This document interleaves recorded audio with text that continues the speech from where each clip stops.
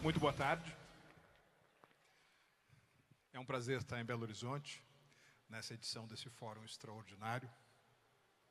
Algumas das discussões aqui estão muito centradas, como é natural que aconteçam no Brasil, mas eu queria convidar vocês todos agora, da mesma maneira quando a gente entra nos nossos carros, nos nossos veículos, às vezes nós temos um mecanismo de posicionamento de GPS, em que você pode estar a 50 metros de altura, ou a 100 metros de altura, ou a 1 quilômetro de altura, ou a 5 quilômetros de altura, que a gente venha jogar o nosso GPS lá para cima. Vamos tentar assumir uma perspectiva o mais panorâmica possível desse mundo no qual a gente está vivendo. E eu vou tentar aqui fazer um pouco um exercício de uma futurologia bem calibrada com aquilo que o Luiz chamou recentemente de megatendências, né? E na descrição desse cenário, eu gostaria que vocês tivessem a compreensão de que eu não vou falar sobre coisas como as quais eu gostaria que elas fossem, mas eu vou falar sobre as coisas como eu acho que elas são. Ou seja, é menos uma expressão do desejo ou preferências pessoais e mais uma análise realista de onde o mundo está e para onde o mundo vai. O lema desse fórum aqui é destruição criativa. E nós podemos utilizar esse termo de uma forma muito geral.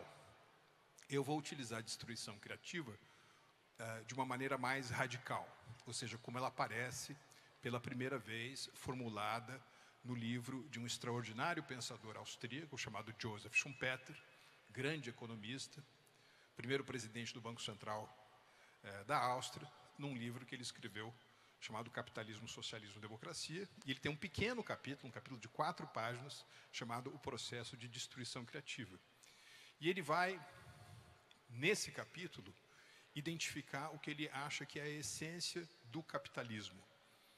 Se nós quebrássemos a molécula, se nós decodificássemos o DNA da destruição criativa significa aquela confluência, aquela convergência entre uma dose de empreendedorismo, uma dose de capital, uma dose de conhecimento, uma dose de crédito que leva uma determinada tecnologia ou um determinado processo, que é o processo mais importante daquele setor, a ser ultrapassado por um outro processo que traz mais lucratividade, mais inovação tecnológica e, portanto, se dissemina de uma maneira mais horizontal. Isso é destruição criativa.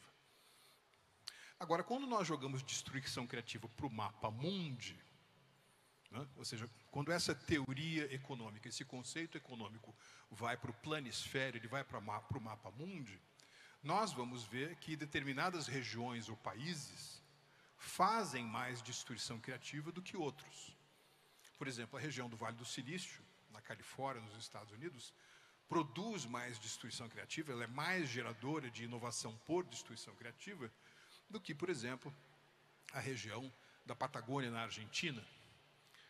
O Cantão de Genebra, na Suíça, né, que se tornou, digamos assim, um dos principais hubs de startups na Europa, realiza mais destruição criativa do que, por exemplo, a região de Vladivostok, na Rússia.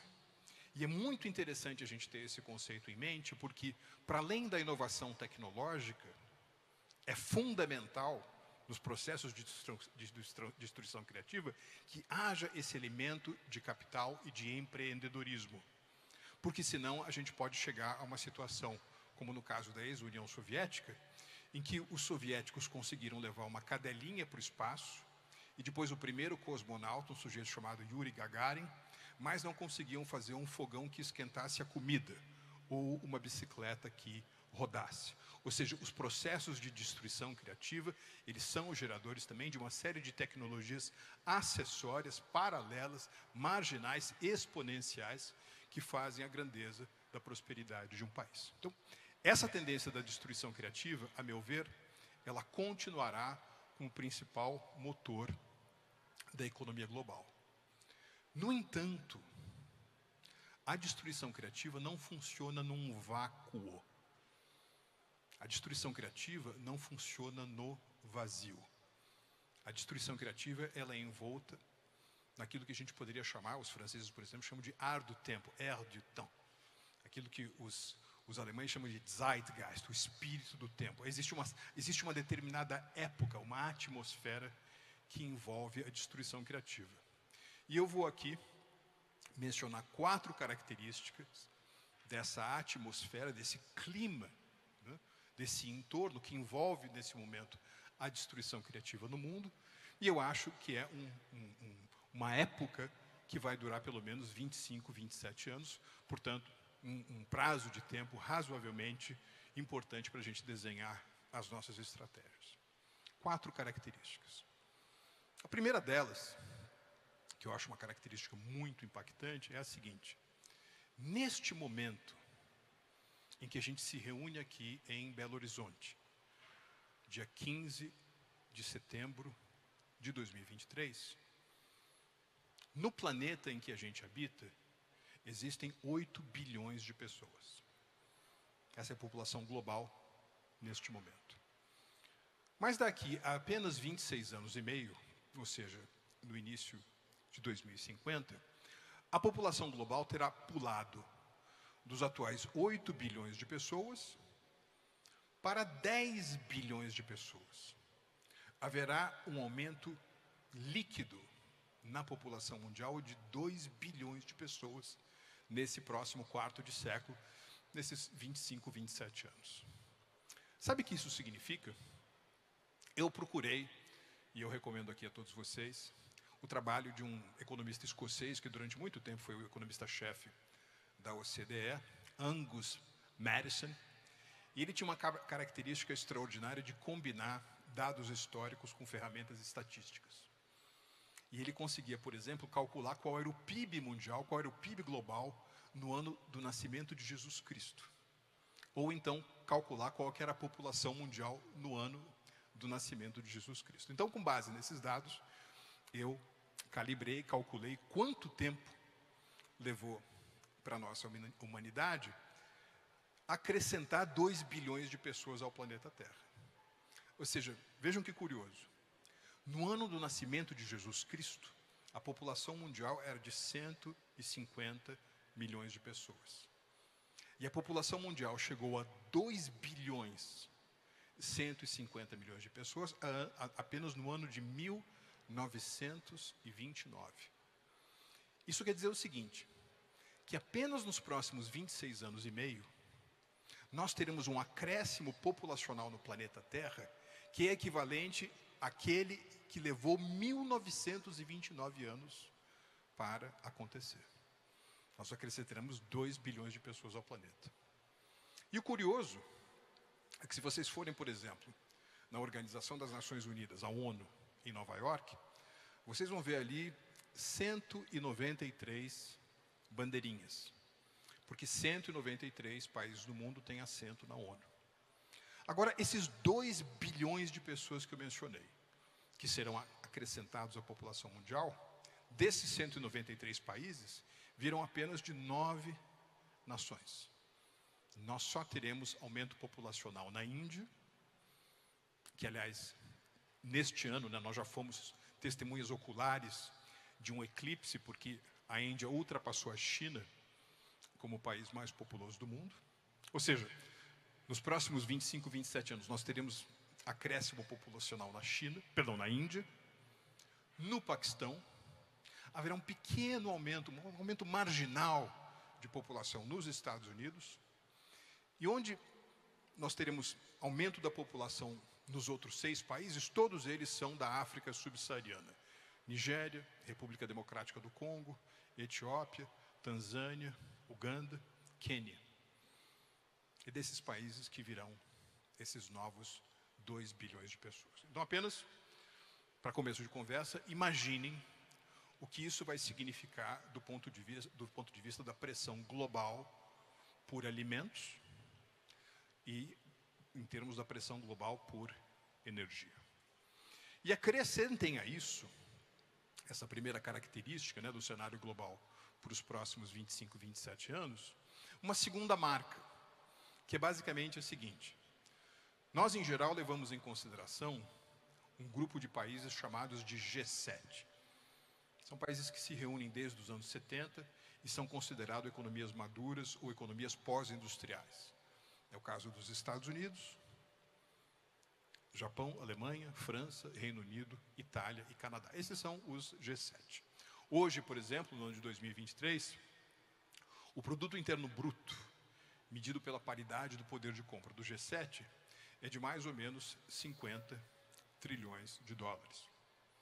Agora, se nós levarmos em consideração aquilo que eu gosto de chamar de E7, ou seja, as 7 maiores economias emergentes do mundo, China, Índia, Brasil, Indonésia, México, Turquia e Arábia Saudita, esses países já têm um produto interno bruto, mais uma vez medido pela paridade do poder de compra, de 60 trilhões de dólares.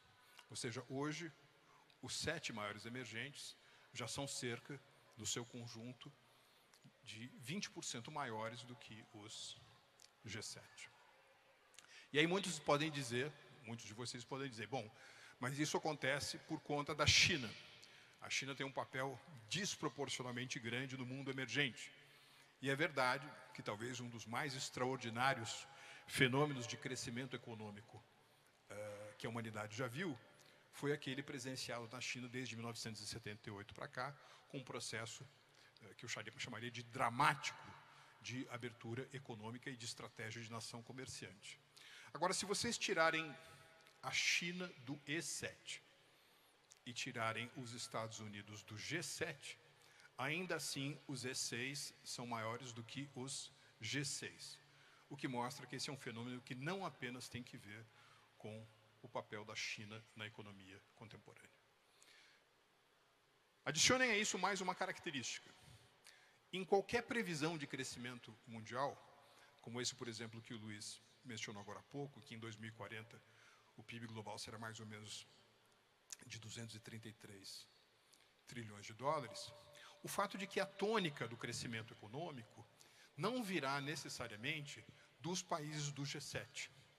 Ou seja, a contribuição que Estados Unidos, Japão, Alemanha, França, Reino Unido, Itália e Canadá oferecerão à formação da demanda global nesses próximos 25, 27 anos, ela é menor, eu diria que muito menor do que aquela oferecida pelos países emergentes. Mais uma vez, isso gerará uma enorme pressão por alimentos e por energia. E vocês sabem por quê?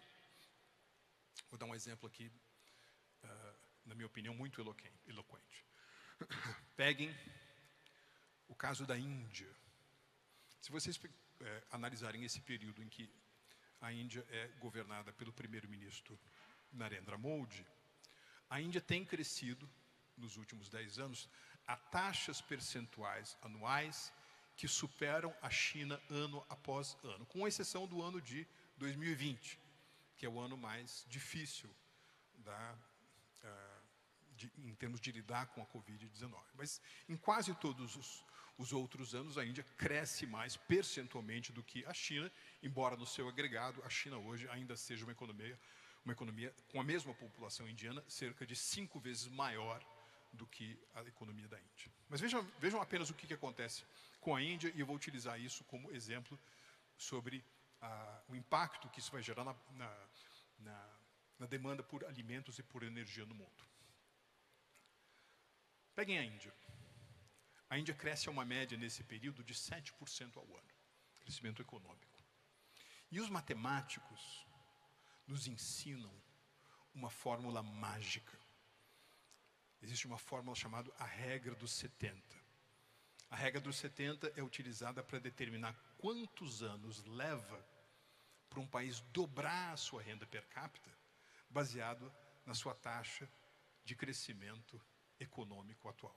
Então vamos supor, mais uma vez, a Índia está crescendo a 7% ao ano, 70 dividido por 7 são 10. Então 10 é o número de anos que a Índia leva para dobrar a sua renda per capita. Ora, qual é a renda per capita na Índia hoje, uma renda per capita baixa. É uma renda per capita de mais ou menos $3.000.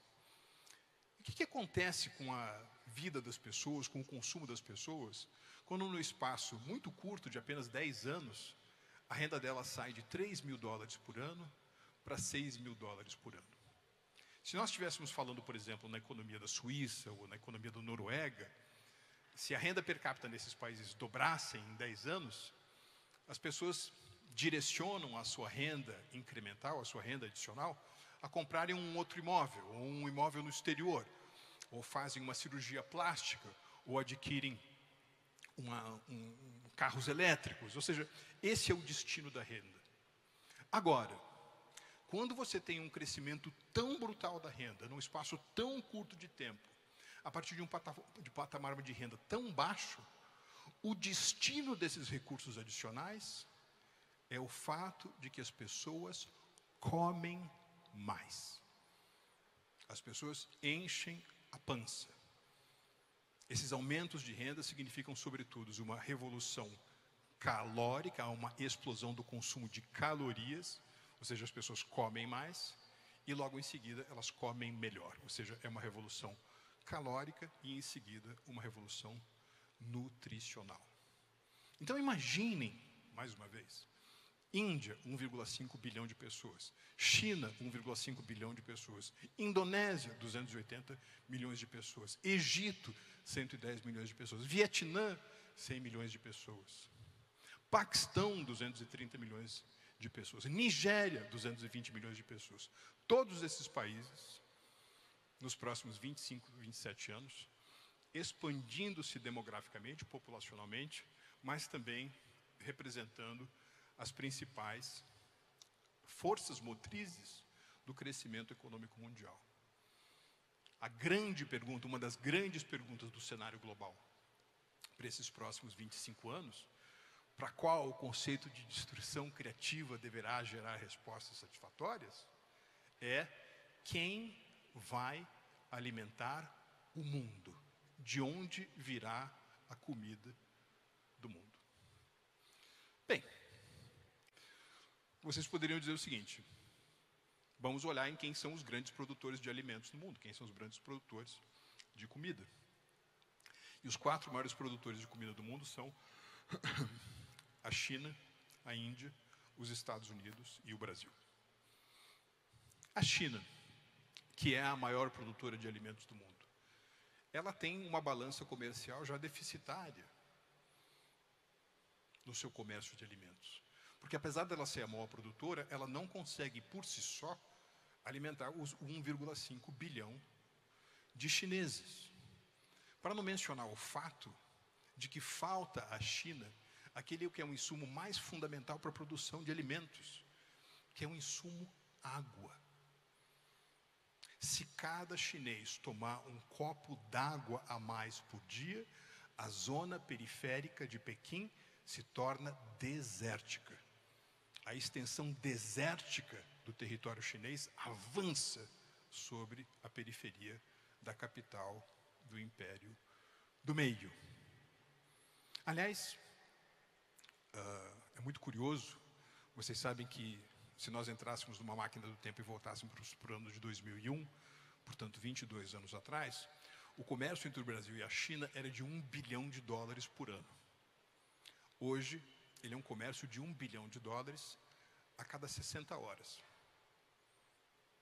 Vejam a magnitude desses números. $1 bilhão por ano há 22 anos, hoje $1 bilhão a cada 60 horas.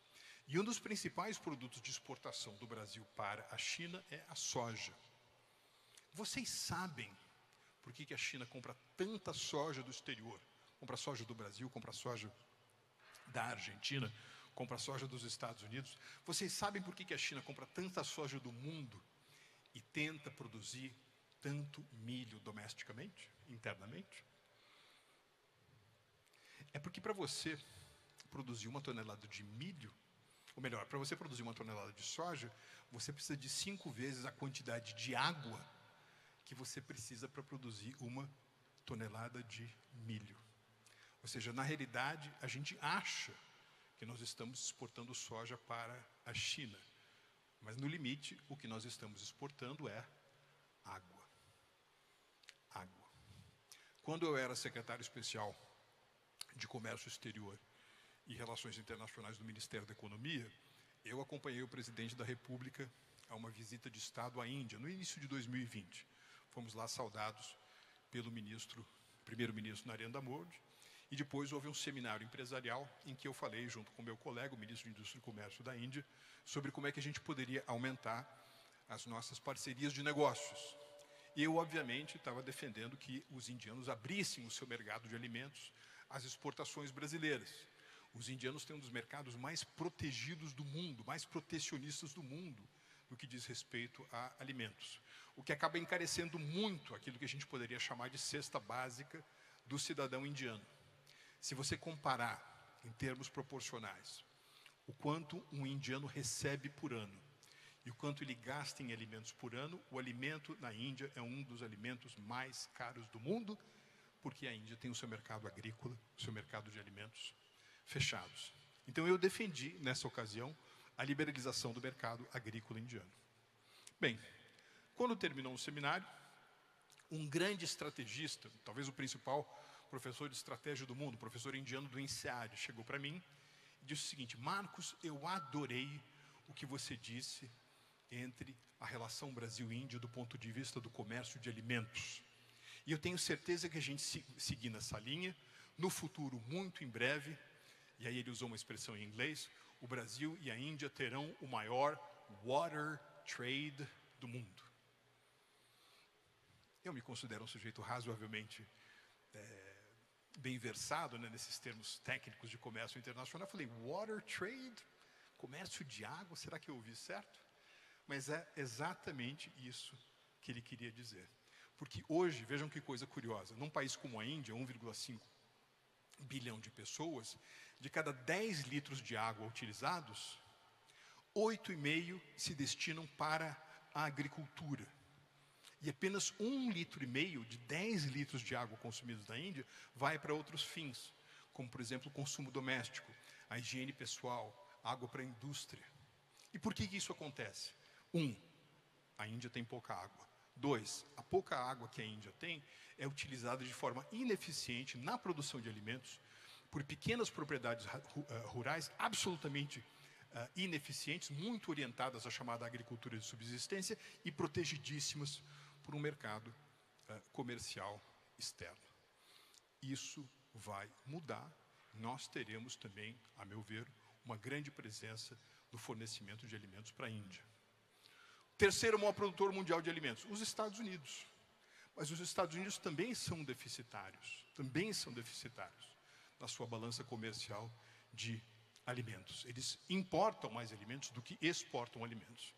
E aí pergunto para vocês, qual é o único país do mundo que concentra as características de território, clima, índices pluviométricos, ou seja, não apenas a água dos nossos rios, mas também aquilo que nós poderíamos chamar de rios voadores, aquela característica de chuva, não é, que nós temos no Brasil por conta do nosso clima e que, portanto, nos oferece uma fonte absolutamente renovável de água.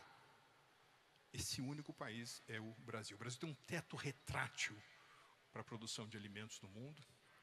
E muitas das revoluções tecnológicas, muitos dos processos de destruição criativa nesse setor essencial da economia global dos próximos anos podem vir do Brasil. Essa é a segunda característica que eu queria deixar com vocês. Primeira, aumento populacional dramático. Segunda característica, o fato de que os emergentes crescerão, aumentarão a sua fatia do produto interno do produto global em relação aos mais desenvolvidos, aos mais maduros. Isso representa grandes chances para o Brasil. Terceira característica que eu queria mencionar para vocês desse mundo que está redesenhando o seu cenário. É uma característica que alguns aqui chamam de, vou utilizar o termo em inglês, redrafting of global supply chains. É uma espécie de redelineamento das redes globais de suprimento, das redes globais de fornecimento, né?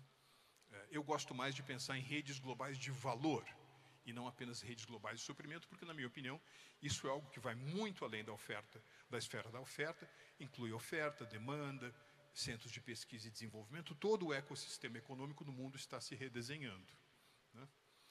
Porque, no limite, nós nos acostumamos a um mundo, ou pelo menos estávamos até recentemente trabalhando num mundo, que tem como paradigma aqueles exemplos, aquelas descrições feitas num livro best-seller de alguns anos atrás, chamado O Mundo é Plano, do economista Thomas Friedman, né? Ou seja, a gente estava acostumado com um mundo em que uma bola de vôlei tem o seu desenho feito na Alemanha, o seu couro sintético é feito na Malásia, a sua cola é feita no Vietnã, a montagem da bola ocorre na China, a embalagem daquela bola é produzida no México, a empresa de transporte logístico que vai levar aquela bola até o mercado destino é uma empresa norueguesa, a agência de publicidade que faz a campanha global daquela bola é brasileira. Então, apesar dessa bola nominalmente ter a inscrição Made in China, ela é uma bola made in the world. E me parece que esse redesenho de que nós estamos falando aqui está algo que alterando esses processos de cadeia global, que no limite são características de uma globalização profunda que está sendo fortemente abalada. Existe um redesenho. E uma das principais características desse redesenho é uma desindustrialização acentuada da economia chinesa. Nós falamos muito no Brasil em desindustrialização.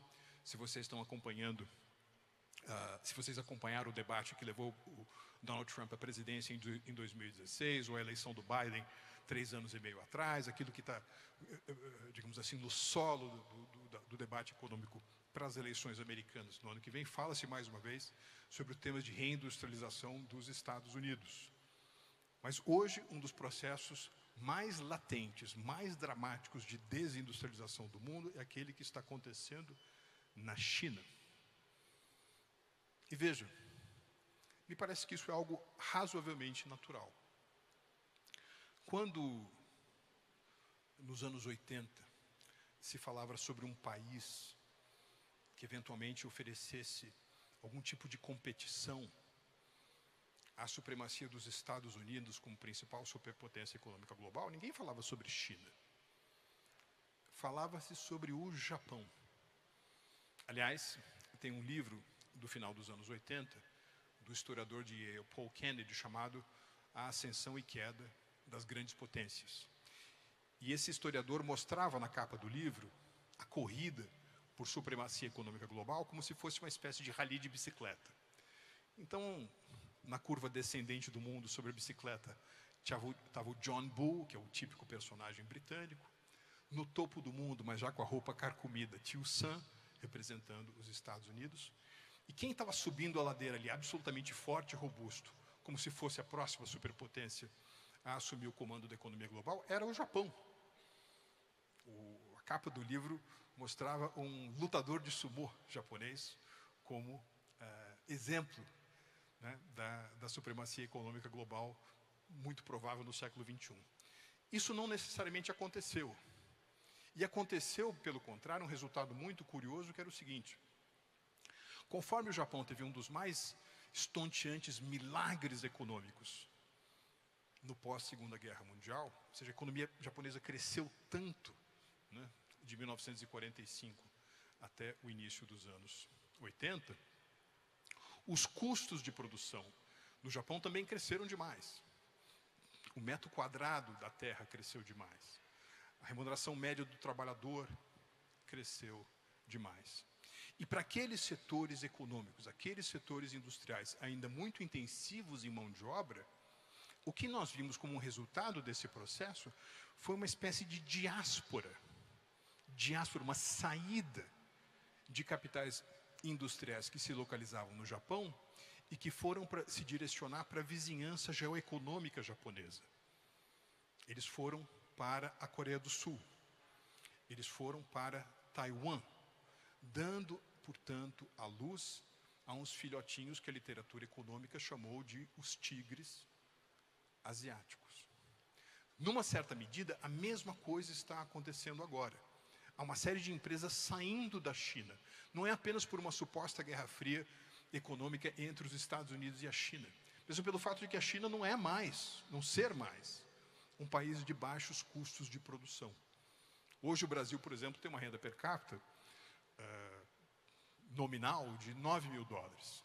A China hoje tem uma renda per capita nominal de 13.500 dólares. Praticamente 50% maior do que a brasileira.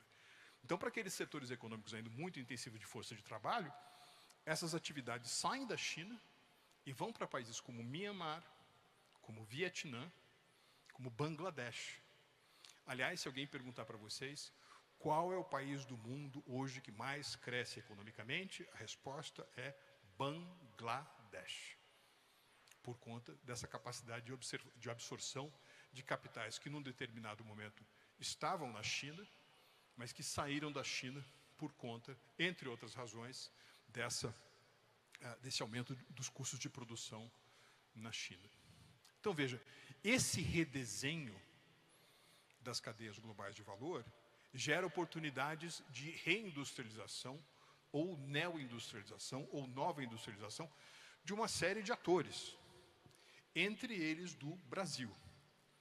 Quem é que está ganhando muito nesse jogo? Eu diria que são essencialmente dois países, né, que estão fazendo a sua lição de casa mais bem feita, que estão com as antenas mais bem sintonizadas nesse redesenho das cadeias globais de valor. Um deles é a Índia, né? O primeiro-ministro Modi leva a cabo uma série de reformas estruturais de desburocratização, melhoria do ambiente de negócios. Lança uma estratégia industrial chamada Make in India. Não Made in India. Make in India. Ele vê que os capitais estão saindo da China, ele diz assim, come make in India, vem fazer aqui na Índia. A Índia tem um grande estoque populacional, a Índia tem uma classe gerencial de primeiríssima qualidade. Vocês sabem que algumas das maiores empresas de tecnologias do mundo, Microsoft, Google, etc., têm CEOs de ascendência indiana, e, portanto, eles estão absorvendo uma parte significativa dessa reconfiguração, o que apenas aumenta a capacidade da Índia de gerar taxas de crescimento econômico vertiginosas. Em um outro país, é muito curioso que isso esteja acontecendo, em que há um aproveitamento, eu diria, estratégico, né, desse novo desenho da economia mundial, é o México. O México. Eu tenho certeza que vocês já ouviram os termos agora que estão sendo discutidos, né, no que diz respeito à recolocação das fábricas.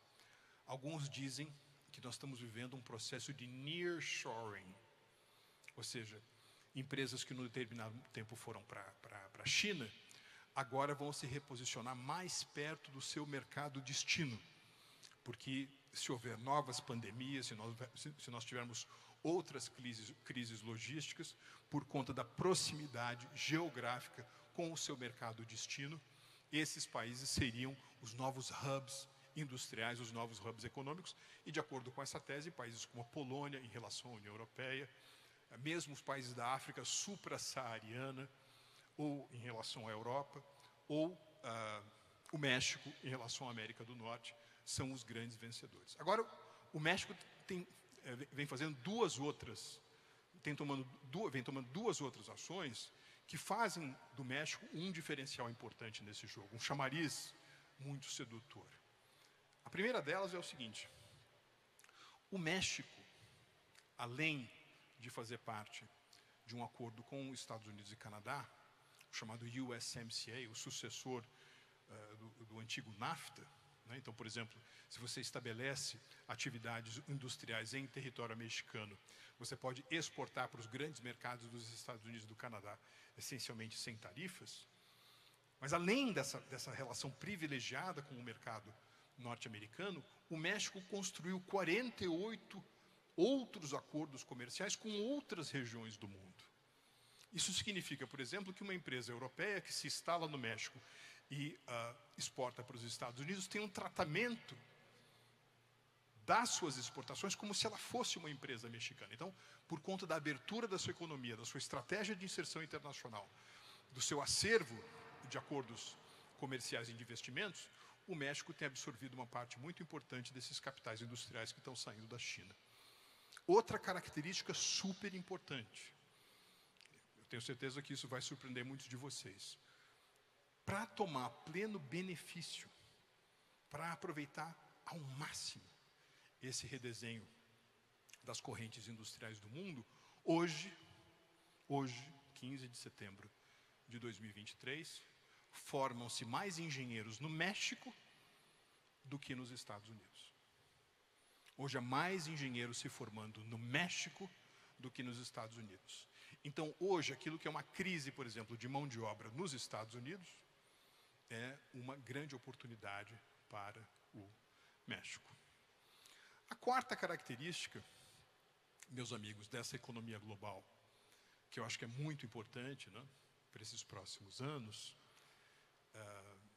e eu não tenho como encontrar palavras para deixar de realçar quão significativo, quão relevante esse tema é o seguinte: nós economistas somos tradicionalmente levados a pensar que existem 3 fatores de produção: a terra, o capital e o trabalho.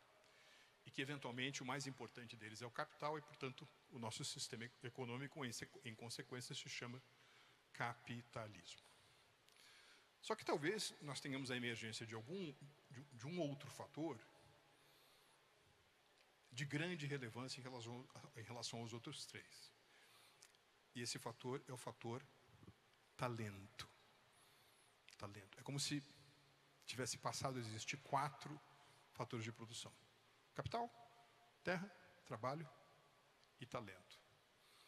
Muita gente acha que o talento se tornou tão importante para a economia global que não faz mais sentido falar em capitalismo. Nós devemos falar em talentismo. Bom, eu gosto muito de pesquisar a origem das palavras. E eu fui ver o que significa a palavra talento. E eu descobri que a palavra talento vem de uma esfera vocabular da medicina. Da mesma maneira que você tem um tendão, né, que tensiona, que prende, né, o seu músculo ao ombro, talento é uma tendência. É algo que tende, algo que pende para algum lugar. Por isso que quando você diz, por exemplo, que você vê um menino ou uma menina que são muito hábeis em lidar com gente, você pode dizer o seguinte: puxa, esse menino ou essa menina tem talento para vendas, tem talento para recursos humanos, ou seja, pende a uma tendência em relação àquela atividade. O que eu acho que está acontecendo com a economia global é que, seja no campo individual, seja no campo da pessoa, seja no campo empresarial, no campo corporativo, ou no campo nacional, no campo dos países, o que nós estamos testemunhando é uma verdadeira metamorfose do talento. Há uma mudança de significado da palavra talento, né? E essa palavra significa complexidade. Os talentos estão se tornando mais complexos. Ou seja, é como se, da mesma maneira que nos anos 80 nós falávamos em engenharia reversa, na economia global, agora nós deveríamos falar sobre talentos reversos. O que isso significa? Significa que, se você é um psicólogo, você precisa conhecer métodos quantitativos. Se você é um engenheiro, você tem de ter a habilidade de ler contratos. Se você é um advogado, você precisa dominar de uma forma ou de outra ferramentas matemáticas. Se você é um engenheiro de AI, você precisa ser uma espécie de leitor de almas de NI, Natural Intelligence. Ou seja, é uma confluência de habilidades, de competências. É aquilo que um grande pensador brasileiro, o Dr. Eugênio Mussac, chama de metacompetências, nexialistas, pessoas capazes de estabelecer as conexões multidisciplinares desse campo que vem por aí. Isso do ponto de vista do indivíduo. Se o sujeito é um cirurgião cardíaco e ele quer chegar ao topo da sua carreira profissional no âmbito de um hospital, para além do seu conhecimento vertical da medicina cardíaca, ele terá também que ter técnicas de gerenciamento, de processos e de gente fazendo dele um nexialista, isso que significa talento para essa nova fase da economia do ponto de vista individual. Do ponto de vista das empresas, me parece que é também algo semelhante. Isso significa que talento, na ótica empresarial, que sempre foi visto como core business, ou nicho, vai passar também por um processo de revolução. Né? Alguém chega para você, o que você faz? Eu sou uma empresa que faz chapéus, ou eu sou um salão de beleza, ou eu sou uma empresa de tecnologia da informação, ou eu sou uma agência de publicidade. Minha impressão é que essas novas empresas da quarta revolução industrial, desse novo cenário global que vem por aí, são empresas que têm uma perspectiva de 360 graus e estão capazes de levar os seus negócios para áreas nunca antes desenvolvidas. Vou dar um exemplo aqui do que eu quero dizer. Quem aqui conhece uma empresa chamada Samsung? Ou melhor, quem não conhece aqui uma empresa chamada Samsung? Todo mundo conhece, né? É uma empresa que faz o quê? Bom, é uma empresa que faz telefonia celular, é uma empresa que faz televisores, né? Agora vamos ver se vocês são realmente craques. O que significa Samsung em coreano? Em coreano, Samsung significa 3 estrelas. 3 stars, 3 estrelas. Sabem por quê? Porque na origem, essa empresa é o resultado de 3 vocações, de 3 talentos originais. A Samsung era uma empresa de pesca, portanto uma empresa de pesca e comercialização de peixes e mariscos. Era uma empresa de doces, frutas cristalizadas, por exemplo, que são muito populares na Coreia. E a Samsung era também uma empresa, aliás, foi uma parte muito importante da empresa durante a Guerra Peninsular, que segurou o caixa da empresa, era uma empresa de perucas. No entanto, foi justamente a capacidade de gerar superávites, de gerar excedentes nesses 3 setores, que levou a empresa à acumulação dos recursos necessários para ela fazer o seu processo de autodestruição criativa. Autodestruição criativa. Outra coisa, conhecem uma empresa, já ouviram falar de uma empresa chamada IBM? Sabem o que essas 3 letras significam? International Business Machines. Isso é o que significa originalmente IBM. Máquinas de negócios internacionais. E por que a empresa tem esse nome? Porque ela era uma empresa que fazia máquinas, era uma empresa que fazia coisas físicas, faziam computadores do tipo mainframe, que eram computadores que tinham o tamanho desse espaço e que precisavam de um sistema de refrigeração tão grande quanto esse próprio espaço. E de repente, ao longo do seu processo de evolução, ela vai percebendo que a tendência é a diminuição relativa da importância do mundo do hardware e o aumento relativo da importância do mundo do software ou do smartware. Então ela vai diminuindo a sua presença no universo das coisas tangíveis e vai aumentando a sua presença no universo daquilo que será o embrião do Big Data, o embrião dos grandes mecanismos de administração de sistemas, no embrião daquilo que hoje é a inteligência artificial. Ou seja, processos de autodestruição criativa. Aquelas empresas que não fizeram isso, pensem, por exemplo, na Olivetti ou tantos outros, são empresas que desapareceram. Vou dar mais um exemplo do que isso significa, que eu acho um exemplo muito peculiar. Todo mundo conhece aqui, por exemplo, uma marca chamada Montblanc. Conhece essa marca Montblanc? É uma marca do quê? Canetas, né? Só que é o seguinte, eu não sei se vocês já perceberam, tentem pegar uma caneta e um pedaço de papel, escreverem algo e passar para a pessoa do seu lado. Só que antes de vocês entregarem o papel, deem uma olhada no que vocês escreveram e percebam como a sua letra ficou feia. E por uma razão muito simples. Escrever deixou de ser esse movimento ergonômico para ser esse movimento ergonômico, ou esse movimento ergonômico. Cada vez nós estamos manuscrevendo, com instrumentos de escrita de forma reduzida. E isso tem como curioso resultado paralelo o fato de que a letra da gente está ficando muito feia. E isso, digamos, é apenas um fenômeno sociológico interessante. Agora, se você for acionista de uma empresa de canetas, você tem que ficar preocupado. E essa empresa que gerencia a marca Montblanc teve esse problema um tempo atrás, e ela, portanto, fez uma reunião de planejamento estratégico para reverter a tendência muito grave de queda do seu faturamento.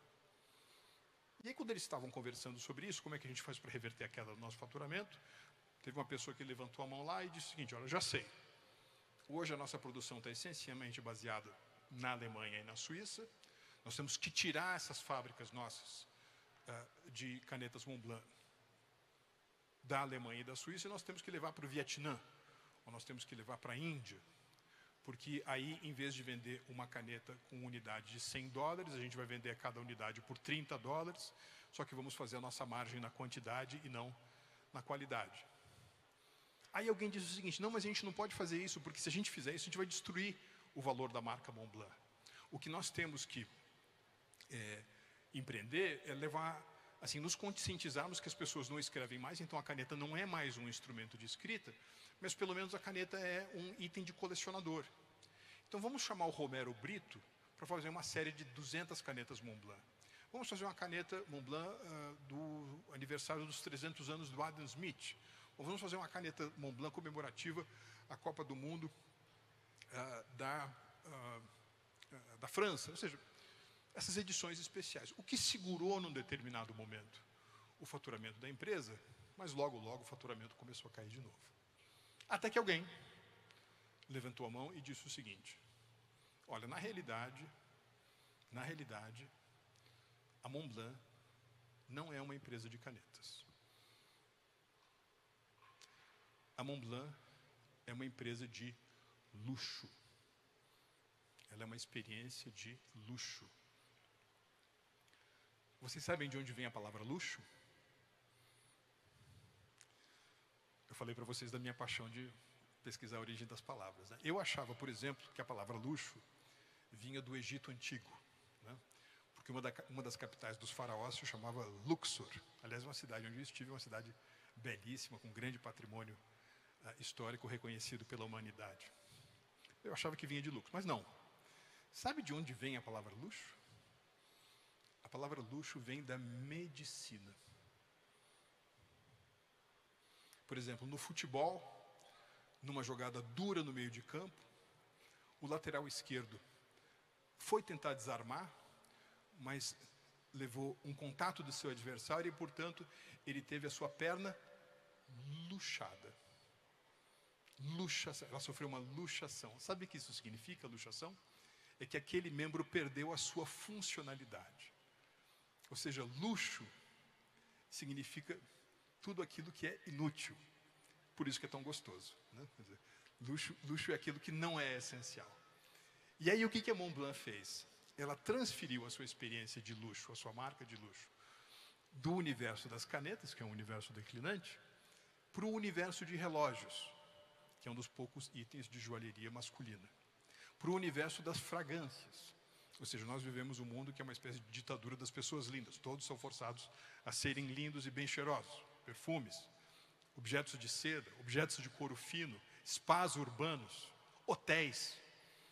Ou seja, aquilo que era uma caneta se desintegrou e se reformou na forma de perfumes, relógios, canetas, tratamento de pele. Esse é um processo também de autodestruição criativa baseado num talento reverso.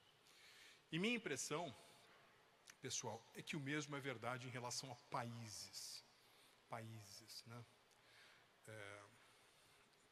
Eu estive várias vezes em países como a Suíça, agora mais recentemente Israel, mesmo os Emirados Árabes Unidos, e eu fico absolutamente impressionado como esses países conseguem transformar os excedentes que eles geram nas suas vantagens comparativas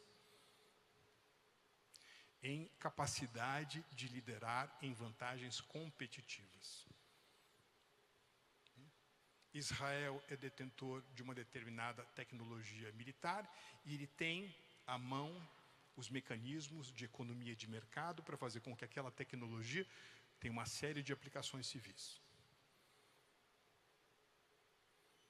A Suíça tem uma vantagem tradicional num instrumento de medição e eles conseguem utilizar aquele conhecimento para fazer ferramentas algorítmicas, por exemplo, de previsão de meteorologia.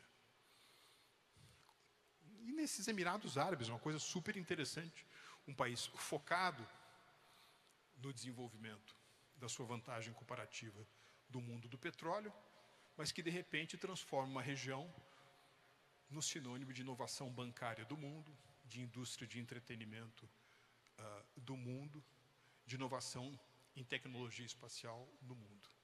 Países que, portanto, estão, mais uma vez, realizando a sua autodestruição criativa, os seus processos de inovação endógenos. O que isso significa para nós no Brasil? O que essas 4 novas tendências significam para nós? Mais uma vez, dramático aumento populacional, maior papel dos emergentes, reconfiguração das cadeias globais de valor e a importância do fator talento como fator central. O que isso significa para o Brasil?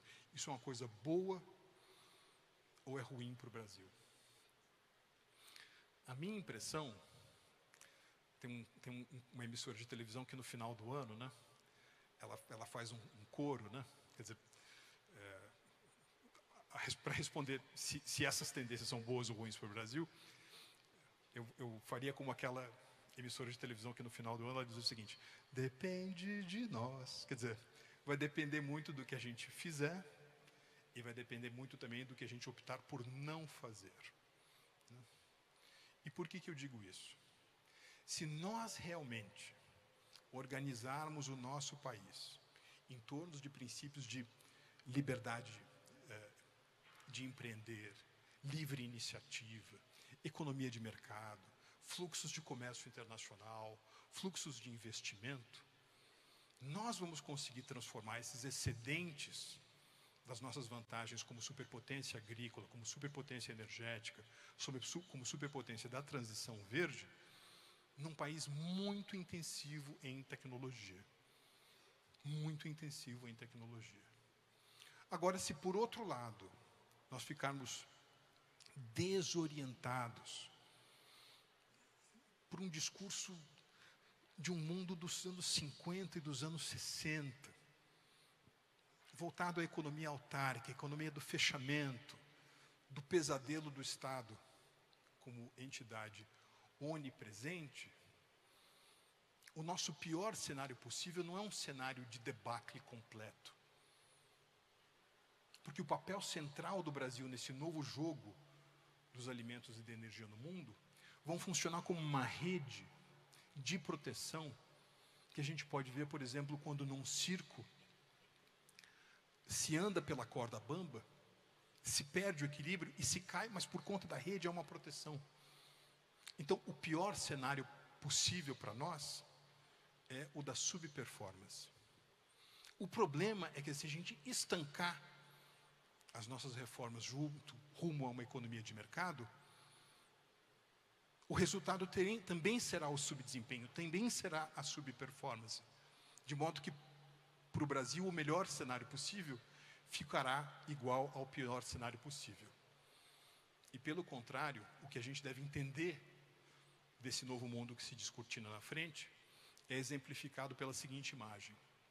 É como se nós estivéssemos jogando cartas em torno de uma mesa redonda, há um tapete verde em cima da mesa, nós estamos ali concentrados e jogando, nós estamos olhando as nossas cartas e com base nas cartas que a gente tem, a gente desenha a nossa estratégia. Só que de repente uma pessoa entra no salão e diz o seguinte: amigos e amigas, acabamos de receber uma informação do Instituto de Previsão de Terremotos, de que daqui a 5 minutos, haverá um grande temor de terra. Por favor, venham comigo até o bunker aqui, para vocês se protegerem desse terremoto. E aí a gente vai até o bunker para se proteger e tem um terremoto. Agora, como a gente precisa continuar jogando, a gente volta para o salão, a gente se senta à mesa, só que as cartas ficaram todas embaralhadas. E, portanto, alguém distribui o jogo de novo, e de repente a gente pega as cartas, olha para as nossas mãos e dizem, puxa, eu estou com um jogo bom aqui. Que o Brasil não desperdice esse bom jogo. Obrigado.